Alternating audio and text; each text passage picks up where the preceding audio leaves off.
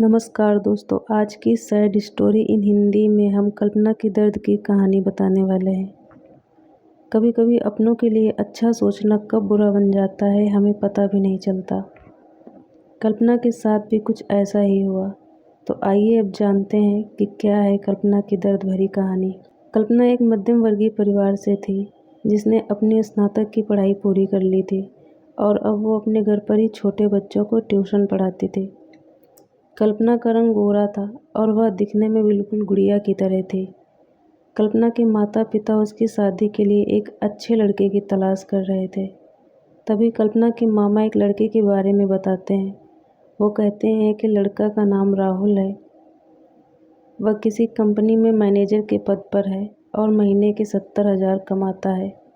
कल्पना के माता पिता ने लड़के की फ़ोटो देखी तो उन्हें लड़का पसंद आ गया। जब कल्पना की मां ने कल्पना को लड़के की तस्वीर दिखाई तो कल्पना ने कहा, जब आप दोनों को लड़का पसंद है तो मुझे भी पसंद है। अब लड़का और लड़की वालों के परिवार ने मिलकर शादी की तारीख तय कर दी। कल्पना के माता पिता बहुत खुश थे कि उनकी बेटी की शादी एक अच्छे घर में हो रही है। पूरे धूमधाम से कल्पना की शादी हो गई। अब कल्पना अपने बचपन के घर को छोड़कर एक नए घर चली गई। कुछ दिन तो कल्पना को अपने माता पिता और अपने घर की बहुत याद आई। कल्पना की शादी के अब महीने बीत गए थे। अब उसके पति राहुल पहले जैसा व्यवहार कल्पना के साथ नहीं करता था।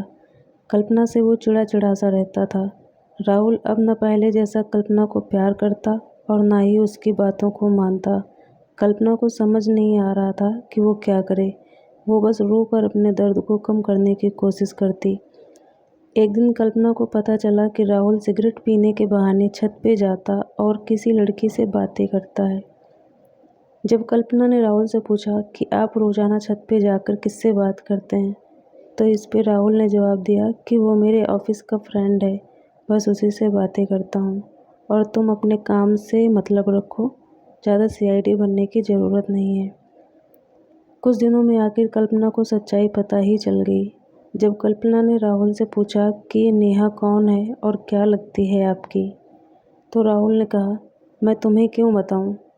कल्पना ने कहा, मैं बीवी हूं आपकी। राहुल ने कहा, देखो तुमसे पहले वो मेरी लाइफ में आई। कल्पना ने कहा, तो फिर मुझसे शादी क्यों किया? राहुल ने कहा, बस तुम अच्छी लगी इसलिए शादी कर लिया। कल्पना ने कहा, अब तुम देखना मैं उस लड़की को कैसे सबक सिखाती हूँ। ये सुनते ही राहुल ने गुस्से में कल्पना को बहुत मारा और उसे कमरे में बंद कर दिया। कल्पना की सास को सब पता था, फिर भी वह अपने बेटे के सामने एक शब्द भी नहीं बोलती थी। शाम को जब राहुल आया तब उसने रूम का दरवाज़ा खोला। उस दिन कल्पना की तबीयत खराब हो गई, फिर भी उसी हालत में उसने खाना बनाया। कल्पना ये सारी बातें अपनी माँ को बताना चाहती थी, लेकिन चाह कर भी वह नहीं बता पा रही थी, क्योंकि वह जानती थी कि अगर उसके माता पिता को ये सब पता चलेगा तो वह परेशान हो जाएंगे। राहुल अब कल्पना के साथ नौकरानी जैसा व्यवहार करने लगा। छोटी छोटी बातों पे उसे मारता। कल्पना अब धीरे धीरे डिप्रेशन का शिकार होने लगी। उसके दिमाग में गलत गलत ख्याल आने लगे। अब न वो समय पे खाना खाती और न ही किसी से बात करती। आखिरकार एक दिन कल्पना ने रूम में फांसी लगाकर आत्महत्या कर ली। कल्पना ने आत्महत्या का कारण किसी को नहीं बताया, लेकिन उसकी सास को पता था कि कल्पना ने आत्महत्या क्यों किया।